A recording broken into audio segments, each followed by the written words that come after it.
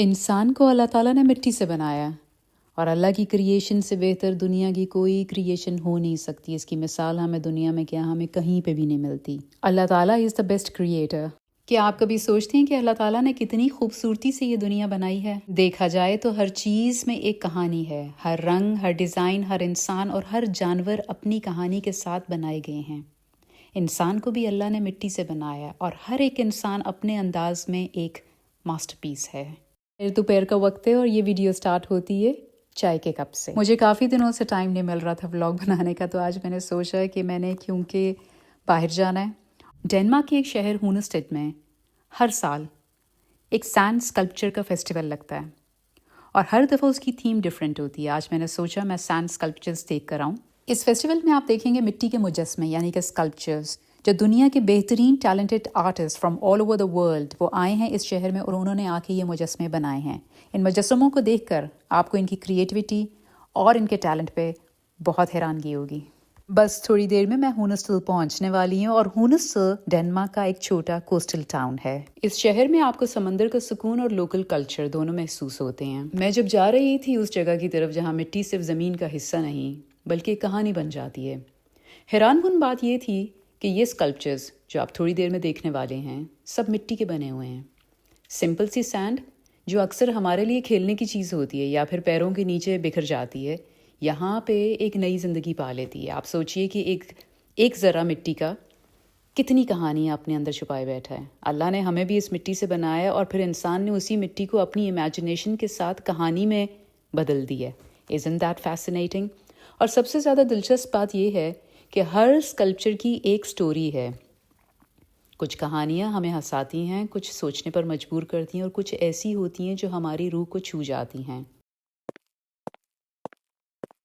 میں نے ہر سال یہ سینڈ اسکلپچر فیسٹیول اٹینڈ کیا ہے اور ہر دفعہ اس کی تھیم ڈفرینٹ ہوتی ہے. لیکن میں آپ کو بتا دوں کہ ہر دفعہ جب بھی میں آئی ہوں تو میں کچھ نہ کچھ میسج، کچھ نہ کچھ ریمائنڈر گھر پہ لے کر گئی ہوں ساتھ اپنے.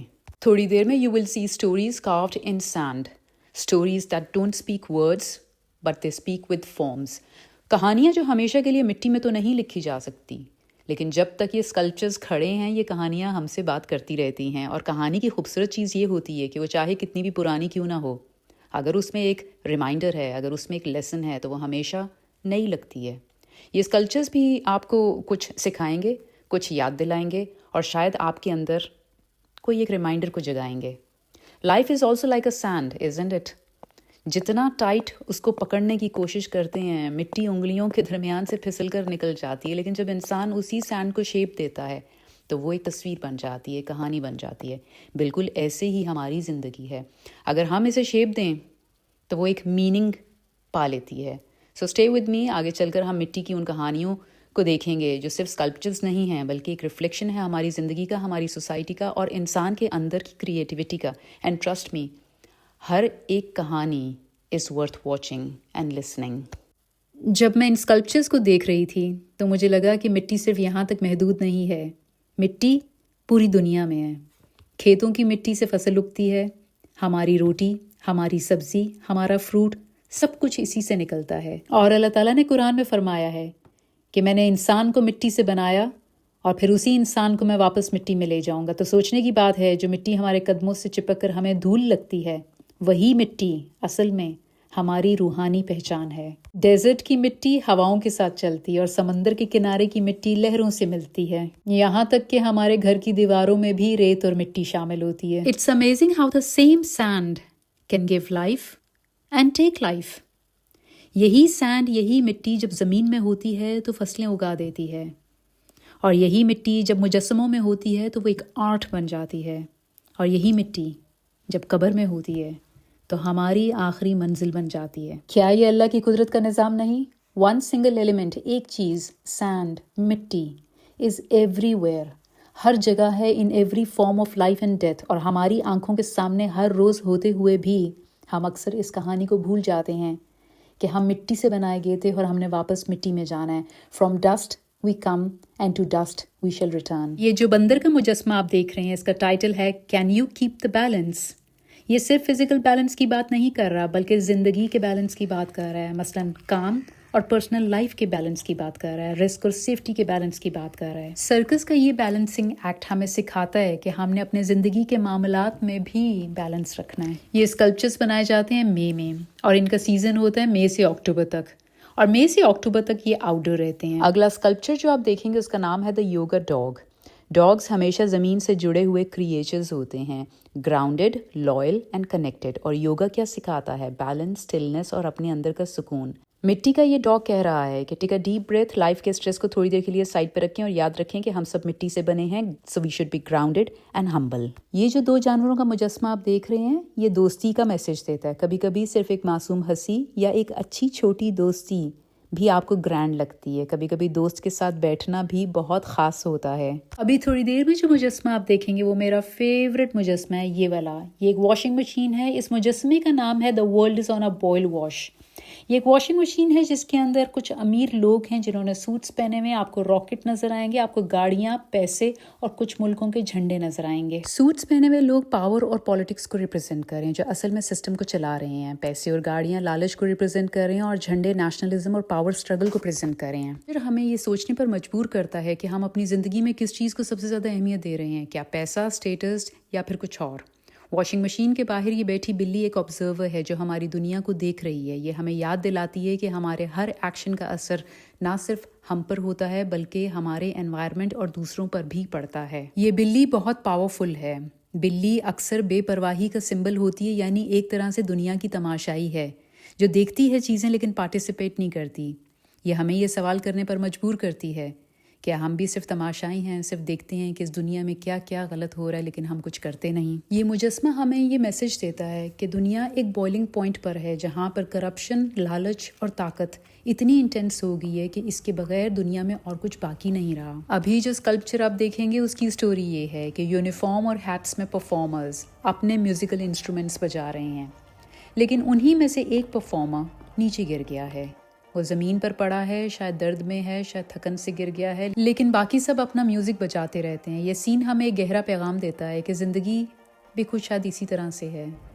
हम सब अपनी रूटीन्स में, अपने कामों में, अपनी रेस में इतने मसरूफ़ हो गए हैं कि अक्सर हमें पता ही नहीं चलता कि हमारे पास कोई इंसान गिर गया है, कोई डिप्रेशन में है, कोई फाइनेंशियल प्रॉब्लम्स में है, कोई इमोशनल स्ट्रगल में है। वो चुप करके दर्द को बर्दाश्त कर रहा होता है और हम अपना म्यूज़िक बजाते रहते हैं। ये स्कल्पचर हमें याद दिलाता है कि ज़िंदगी सिर्फ अपनी परफॉर्मेंस का नाम नहीं है। कभी कभी ज़रूरी है कि हम अपने इंस्ट्रूमेंट को थोड़ी देर के लिए साइड पे रख दें और देखें कि हमारे पास कोई इंसान तकलीफ़ में तो नहीं है, कोई इंसान मदद का मोहताज तो नहीं है। अगला स्कल्पचर जो आप एक खातून का देखेंगे उसका नाम है डांस फॉर लाइफ। डांस एक यूनिवर्सल ज़ुबान है जो ना कौम देखता है, नेशनैलिटी देखता है, ना ज़ुबान देखता है, ना रंग देखता है। हर कल्चर में, हर कौम में डांस एक तरीका है अपने जज्बात का इजहार करने का। और ये स्कल्पचर हमें ये याद दिलाता है कि ज़िंदगी एक डांस की तरह है। सुरों में भी चलती है, कभी उलझनों में भी चलती है, लेकिन चलती रहती है। ये स्कल्पचर हमें ये पैगाम देता है कि we have to live freely, move freely. ये स्कल्पचर हमें ये भी सिखाता है कि ज़िंदगी एक इम्तिहान भी है और एक सेलिब्रेशन भी।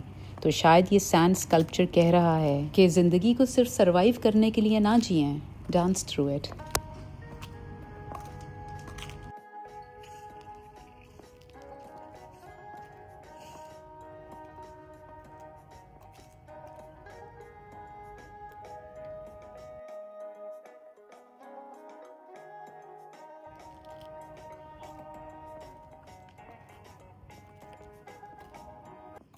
कभी कभी हम कोई किताब पढ़ते हैं और हम समझते हैं कि हाँ ठीक है, बस हमें इस किताब की समझ आ गई है, लेकिन जब हम आखिरी चैप्टर तक पहुंचते हैं तो हमें पता चलता है कि पूरी किताब का असल एसेंस, असल जो उसका पूरा निचोड़ था वो आखिरी चैप्टर में था। एग्जैक्टली उसी तरह इस वीडियो का भी आखिरी हिस्सा आप ज़रूर देखिएगा, क्योंकि फिर आपको पूरी कहानी का मतलब समझ आएगा। So don't skip it, don't leave it halfway, because the ending is where मिट्टी की कहानी gives you the real message you can take home. अगला स्कल्पचर जो आप देखने लगे हैं ये एक ऐसा चेहरा है जो दुनिया भर में मुस्कुराहटों और हंसी के लिए पहचाना जाता है।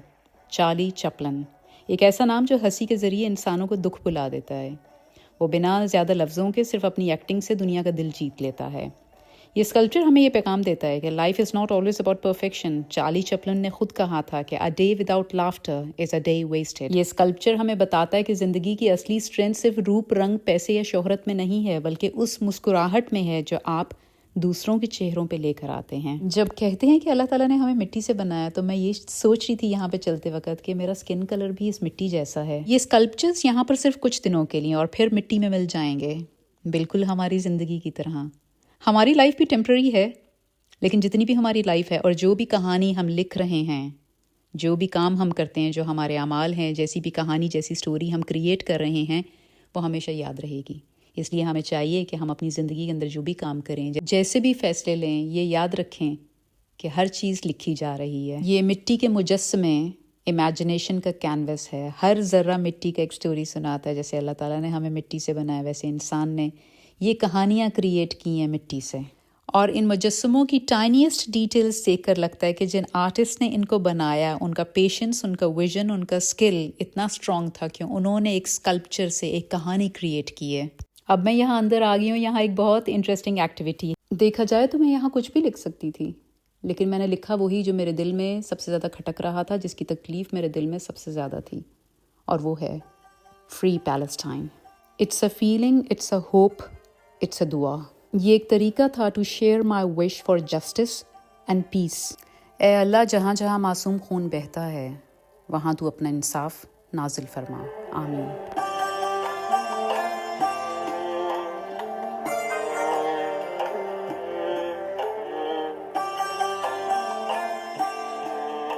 और यहाँ इंडोर्स में भी काफ़ी स्कल्पचर्स हैं जो आप देख सकते हैं, लेकिन I have picked only 2 that I am going to talk about. यहाँ पर बैटमैन का स्कल्पचर है और एल्बर्ट आइंस्टाइन का।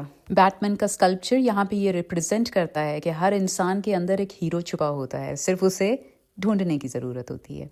और ये मिट्टी का स्कल्पचर भी वही कहता है कि हम सब मिट्टी से बने हैं, हम्बल ओरिजिन से, लेकिन क्रिएटिविटी, डिटर्मिनेशन और करेज, जो करेज बैटमैन में है, उस करेज से हम एक्स्ट्रा ऑर्डिनरी बन सकते हैं। सिर्फ करेज की बात नहीं, जो काइंडनेस बैटमैन के अंदर होती है, अगर ऐसी काइंडनेस हम अपनी ज़िंदगी में ले आएँ तो हम भी हीरो बन जाएंगे। जैसे बैटमैन के अंदर हिम्मत, अकल और डिटर्मिनेशन होती है और वो लोगों का प्रोटेक्टर बन जाता है, इसी तरह अल्लाह ताला ने हमें अकल, जज्बा और हिम्मत दी है ताकि हम भी एक्स्ट्रा ऑर्डिनरी बन जाएं। बैटमैन का ये स्कल्पचर हमें ये रिप्रेजेंट करता है, हमें ये मैसेज देता है कि हम सब के अंदर एक बैटमैन छुपा है और हमें उस बैटमैन को ढूंढने की ज़रूरत है। इसके बाद जिस इंसान का आप स्कल्पचर देखेंगे, वो एक ऐसा इंसान है जो नंबर्स और फॉर्मूला से ज़्यादा इमेजिनेशन पर यकीन रखता है।